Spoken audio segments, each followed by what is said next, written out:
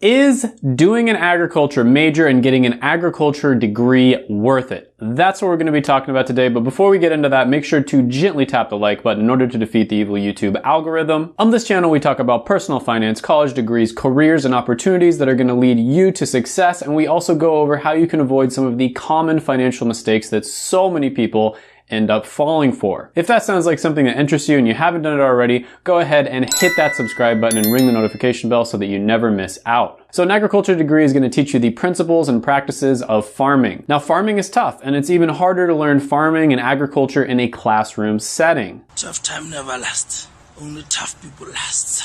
However, an agriculture degree does cover a wide variety of subjects outside of just becoming a farmer. You're going to learn some of the basics of engineering, finance, exporting, that sort of thing as it pertains to farming. But the truth is, if you want to work in agriculture, getting a college degree might not always be your best choice.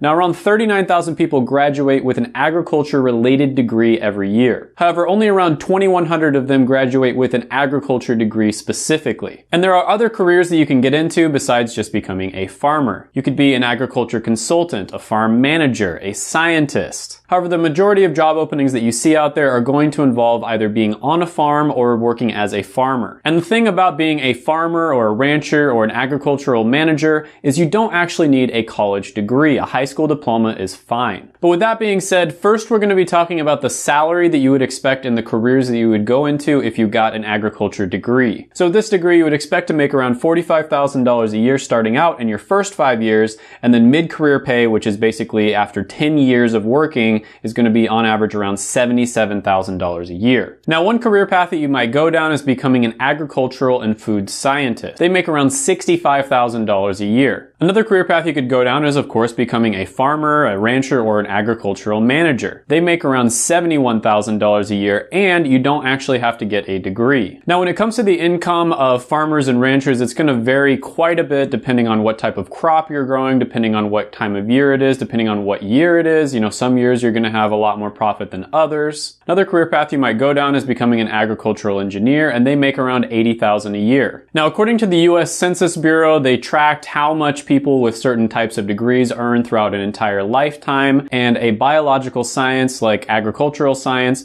earns slightly below average. So all people who graduate with college degrees in all different types of occupations earn around $2.4 million throughout an entire lifetime, whereas people who graduate with a biological science degree are going to earn around $2.3 million. So it's a little bit below average. And unfortunately, I have to say this, because I'm very honest with you guys, I'm very straightforward with you guys. STEM degrees, everyone thinks they're amazing, but the truth is, science-related degrees are some of the most overrated. They're not as good as other STEM degrees, and that's just the truth. Now, that doesn't mean you should never pursue a science degree. There's a lot of great career paths that you can go down if you do your research, but it's just not one of those slam dunk type degrees that a lot of people make it out to be. So with that being said, I'm going to go ahead and give this one a 6 out of 10 when it comes to salary score. Next, we're going to be talking about satisfaction when it comes to an agriculture degree. Now, satisfaction is probably the most subjective and the most difficult for me to rate. For one person, doing a certain career path might be like a 10 out of 10 satisfaction, and for another person, it could be a 1 out of 10. But with that being said, there are a few things that you can kind of look at objectively, and that's what we're going to be talking about today. So when it comes to satisfaction, I like to talk about two different things: meaning and job satisfaction. So meaning is basically how much you think your career positively impacts the world. And with this degree, the meaning score was about 60%, which is above average. An example of a really good one would be radiation therapy, and an example of a really bad one where it really doesn't,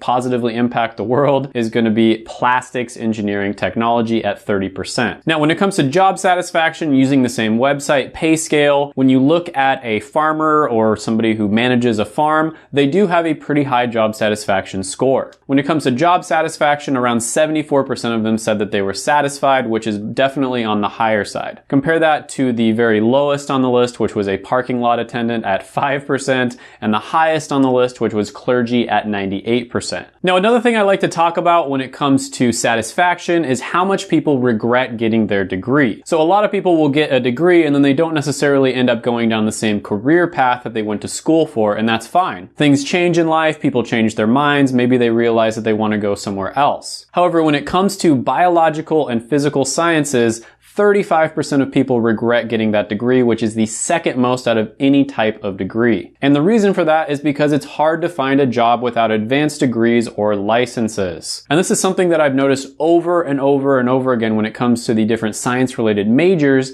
is that it can be very, very difficult to get a job with just a 4-year bachelor level degree. A lot of people have to go back to school and get a master's or a doctorate just to get an entry-level position. And that's a lot more time and a lot more expense just to start being able to work and pay off your student loans. Compare this to a mathematics degree, for instance, which only around 12% of people regret getting. And another thing when it comes to satisfaction is a lot of the time it has less to do with what career you do and more to do with what industry you work in or what company you work for. So if you're working in an industry that's really struggling, there's not a lot of opportunity, they're probably going to work you really hard, they're not going to pay you as well, and there's not going to be as many good benefits. Whereas if you work in an industry that's really booming, they're probably going to pay you really well, there's going to be lots of opportunity for career progression and promotions and all that sort of thing. But overall, I'm going to give this one a score of 7.5 out of 10 when it comes to satisfaction because it was a little bit above average. Next, we're going to be talking about demand. And I think demand is probably the most important statistic for you to look out of all of them. And the reason for that is because all of the other ones on this list are going to be affected by demand. It's the basic laws of economics, which is supply and demand. If there's a lot of demand for the skills that a particular degree or major teaches you, then they're probably going to pay you more, they're going to treat you better, so your job satisfaction is going to be better, and that's going to give you a lot more options, and you're probably going to have a lot more flexibility in case you want to switch careers or something along those lines. Now, when it comes to the career of a farmer, rancher, or farm manager, that is declining at about 6% over the next 10 years. That's much lower than average, but to be fair here, most of the careers where you don't need a college degree in order to get into them, you do see a negative decline just because of the fact that there's so many people who could very easily get into it. Additionally, this is another industry and career really that's being disrupted by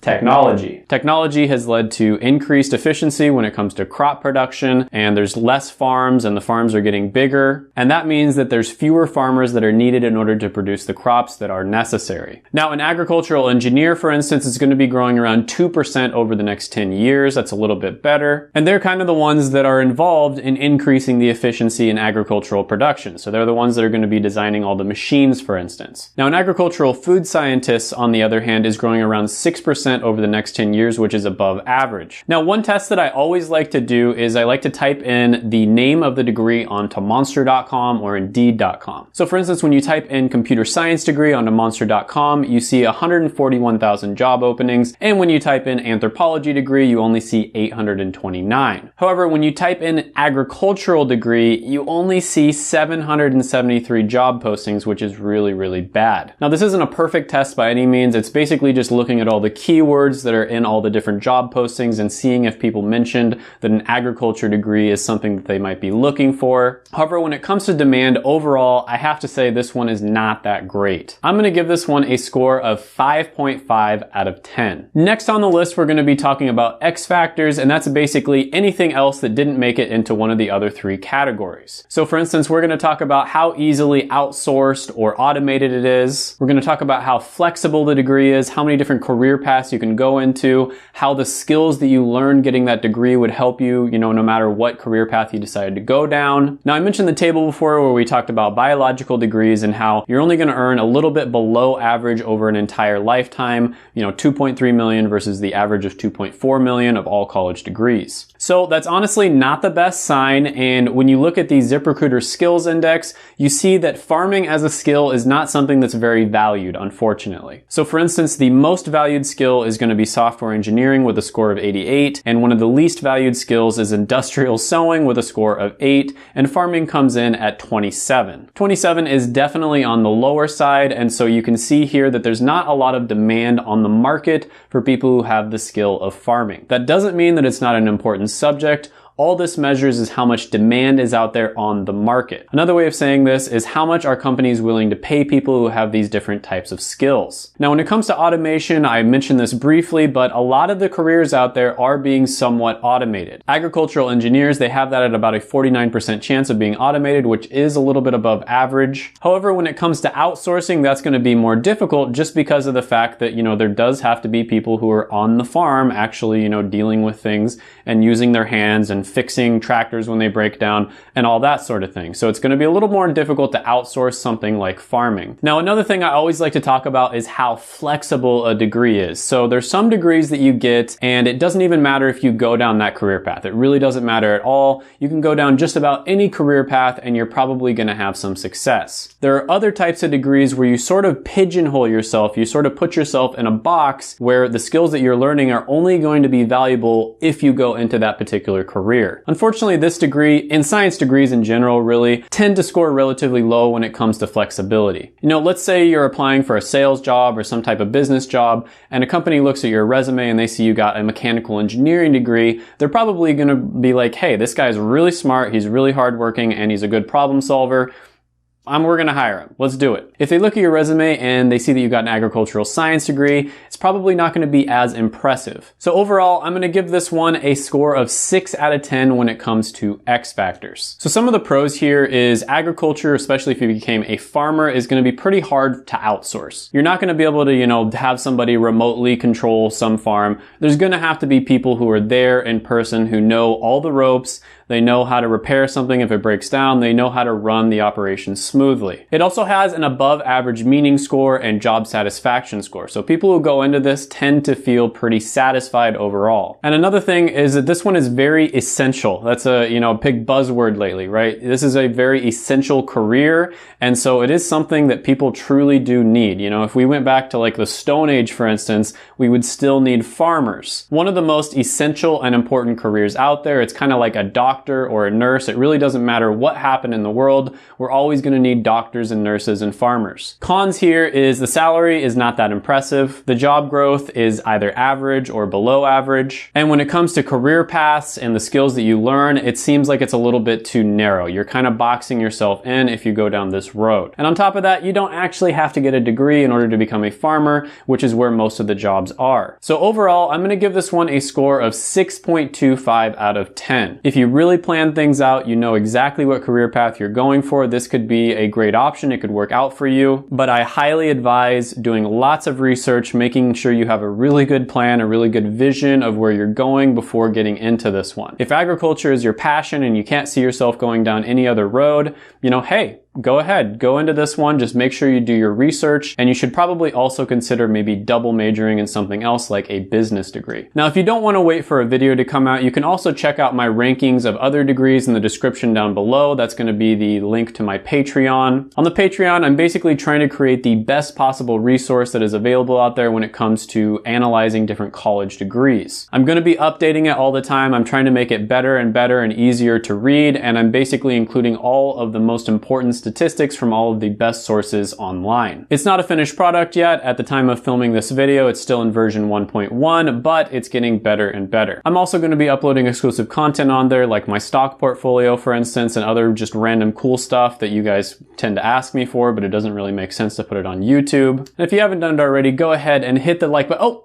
What the hell are you waiting for? I can't just hit him with a shovel. Why not? Excuse me, gently tap the like button. We don't hit the like button here, but absolutely destroy, smash the subscribe button into oblivion, and then ring that notification bell too. I mean, come on, you gotta do that. And then comment any thoughts, comments, criticisms, etc. that you have down below. And whatever you do, don't leave. Check out my other videos right here. I made them just for you.